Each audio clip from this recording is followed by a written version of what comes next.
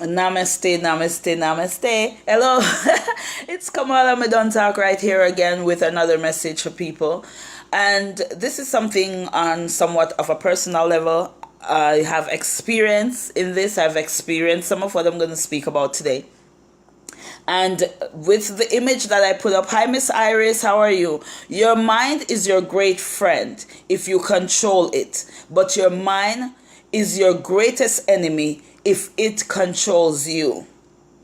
And when I saw this image, I decided that I'm going to use this image today because the mind is something that you yourself have to be in control of. Because there's another saying that I was reading and that came into mind. The person who controls your mind is the person who controls you. So you may be the person that's within your vessel, your body, and you're walking around with consciousness, but then another person can have the ability over your mind. And for a very long time, there was a person in my life who, since I was a baby, since I was a child growing up, who had that hold on my mind. And when that person is the one who controls your mind, even if the person doesn't know directly or that they're controlling your mind, and you give that person the power over your mind, your thought process, I am no good, or if the person is saying, oh, you're stupid, you have no common sense, you're this, you're that, you start to believe everything that that person say about you. And even if you get through adulthood and you become an adult, those thoughts are still in your mind because you have let that person's voice, I Rupert Ellis, you've let that person's voice into your head. So then that voice control your mind to the point where you feel that you are not worthy. You're not worth anything. Everything that you do is being questioned by you because of the voice in the back of your head from the person who is in charge of your mind. So what you need to do is bring yourself to a level like I did. I've been through therapy, trust me. I'm not going to even go there and say, oh, I brought myself out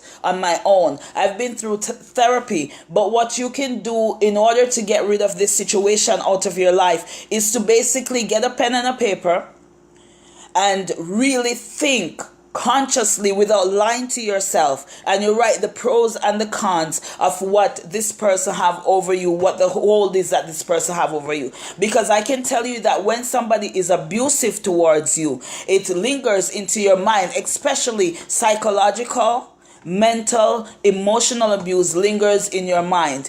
And I may come to Miss Iris, for example, and say, I don't like the color dress that you're wearing today.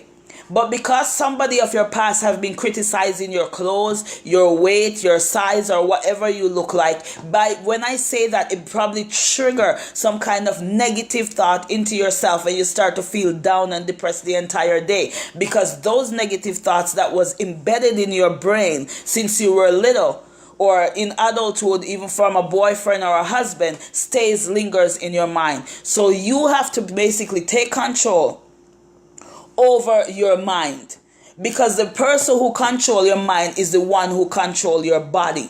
You're not in control of your body. You're not in control of your happiness. You understand what I'm saying? You need to take control of your mind. Control your mind. Know that I am worthy.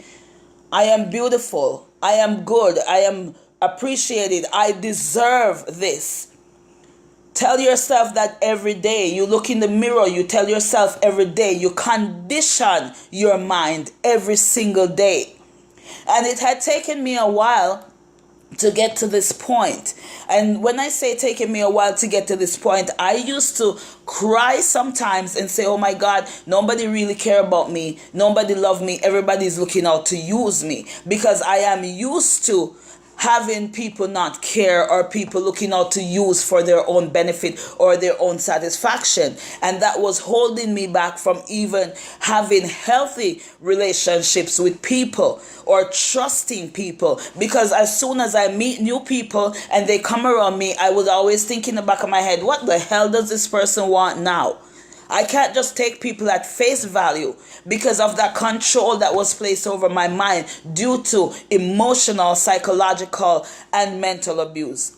Even verbal abuse. All of that stems under psychological abuse. So let's just put it that way. So you have to basically take control of your mind. If you even have to write a letter to the person who hurt you, you don't have to basically give it to them, but you put all of your thoughts on paper. Even if the thoughts is negative, even if you say, oh, F you this bitch, I don't like you, you bitch, you're evil, you did this to me, you hold me back from this. Even if you have to write a letter, you don't have to mail the letter. You can write a letter and then you burn it and you let it go. And I'm going into another thing with the light on the message right here. There's a thing called letting go ceremony. I don't know if people have ever heard of it, but some of you can try it. No burn down your house. Okay? This is my disclaimer. Do not burn down your house and say, Kamala, right, tell you if you do it. But on certain nights when there's a full moon, and you know that somebody have that psychological hold on you, and you decided that you're going to write that person a letter to say, okay, let's say for example your mother hurt you and you want to blurt it out. And a lot of us grew up in Christian household where it says you're not supposed to disrespect your mother. But I'm telling you right now, if you hold back in that letter that you're going to write to your mother or to whoever the person, even if the person dead and gone, still write that letter. Because even if the person is dead and gone, you did not get to say what you needed to say to the person. And that can have that psychological hold on you for the rest of your life. And if that person hurt you, you can write the letter even the same way and get rid of it on the night of the letting go ceremony. What you get a basin of water. You get a little bowl, a metal bowl, they sell them at the dollar store. You get your little candle, you write a letter to the person who hurt you, because they're not going to hear your thoughts, but you're venting on paper. You're venting on paper. You're like, I'm letting you go now. I'm letting this go now. I just want you to know that you've hurt me. And I think if the person is even dead and gone and you write that letter, I think that somehow the spirits will carry that message forward. I am letting go now. You understand? Big up yourself, Betilda. You've hurt me enough, I'm letting go. I deserve this, I deserve that. I am sorry that you were not there for me. I am sorry that you could not give me the love that I think or I felt that I deserve. I am sorry that maybe you were also going through your own emotional mess and emotional trauma, and that was the best way that you can show it to me is by being abusive. You can write these letters and you can let it go. Some people choose to hold on to it, fold it up, tuck it away in a corner. But when I did mine, I wrote it and I burn it and let it go on the night of the full moon. It's usually good to wait for a night of a full moon to do a letting go ceremony and let go of a certain baggage that's within you, certain things that's plaguing you. But like I said, be very careful. Don't burn down your house. After you burn everything and you wash your hand, you wet it up with the water to let the fire out. You just swish everything in a bowl. You go to your back door, open up your back door, and just call and say you're calling on the universe to just wipe out all negativity, blow through your house and wipe out all negativity, and you're letting go of all of this baggage, and you seal it and say the universe is in control and the universe is taking care of it. But like I stated before, he who control your mind, control your body, and you have to take back your mind from people. We are out here walking around with psychological baggage.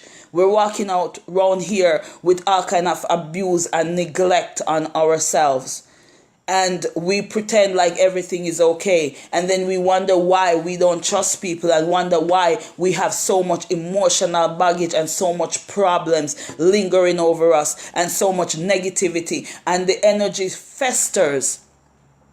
And everything that we touch in life can become good because of all the negative and all the psychological and all of this abuse and all of this pain and resentment that we're carrying around with us, that other people have placed on us. And you know what's so funny? The person who put it on you is not even aware that they hurt you, and they have moved on with their lives. And they're living good lives and living happy lives sometimes. And you're out here carrying all of this pain and all of this baggage by yourself. while the person who have hurt you so badly did not even give it a second thought. They haven't even thought about you. Probably you don't even run across their mind. They say rude things and nasty things to you, and they move on with their day while you're sitting there sobbing and crying and waiting for them to apologize to you, when sometimes they don't even know that they have cut you so wide, that the wound is so deep, that they don't even know that they have hurt you. And if the person is alive and you are ready, you can actually say, I need to speak to you. You need to listen, because when you said this to me, it really hurt me. And a lot of time parents hurt their children without realizing that they're hurting their children. Parents criticize their children without realizing what they're doing. Or they would say, oh, why can't you be like this one? Why can't you be like that one? You know why? I can't be like this one and I can't be like that one, because I'm unique. I am unique. I'm special. I am not the same as another person. Even if we're twins and we're triplet, we're not the same. We have different minds, different thinking. 7 brothers, 7 different minds. You can't judge or use other people fat and fry the other person, because everybody is not the same. So we have to learn to take control over our thoughts, take control over our mind, get rid of all the negative and negative energy. Right? Yeah, you have to get rid of them. You have to get rid of them. Mentally, emotionally, physically. Because sometimes some of the things, and I can tell you from experience, some of the things that I went through,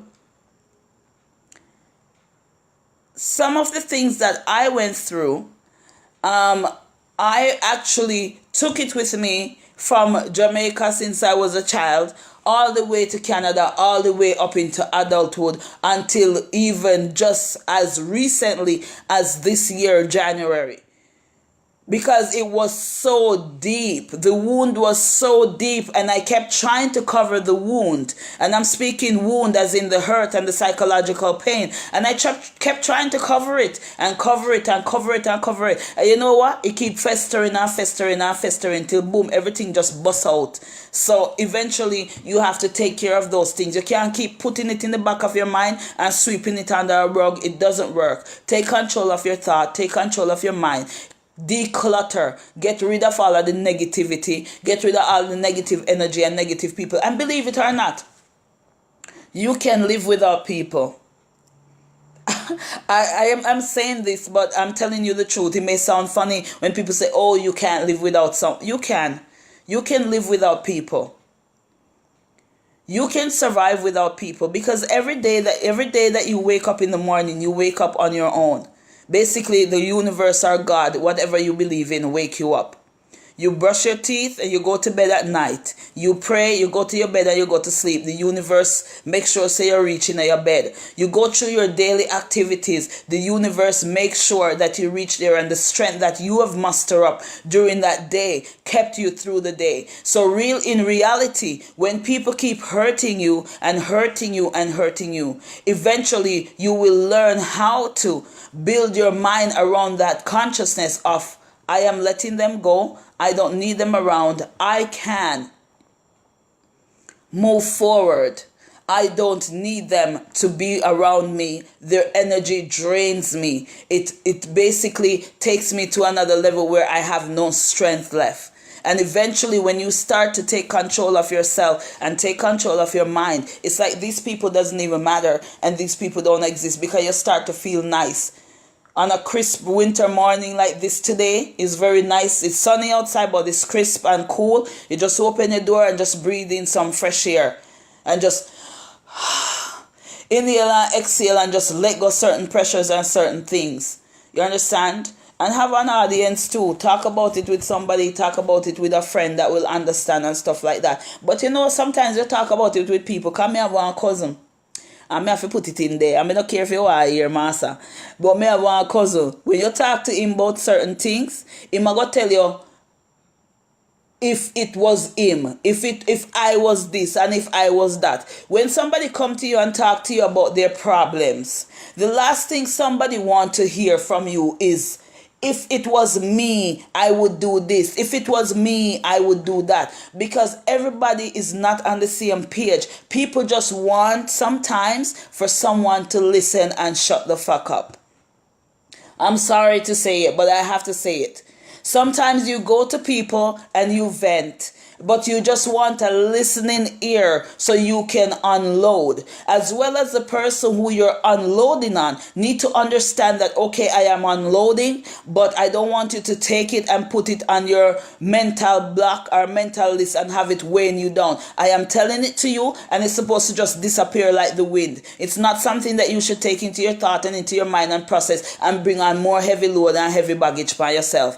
Because sometimes people can feel such empathy for other people that you actually start taking on somebody's problem without even realizing that you're taking on someone's problem. And then they have to take your problem on top of them problem and go unload upon somebody else. Or sometimes they just bury it and create. I mean, I don't talk it. I'm sorry about that. But the internet is going down. Anyway, massive one love, your guide and protection. Take care of your mind.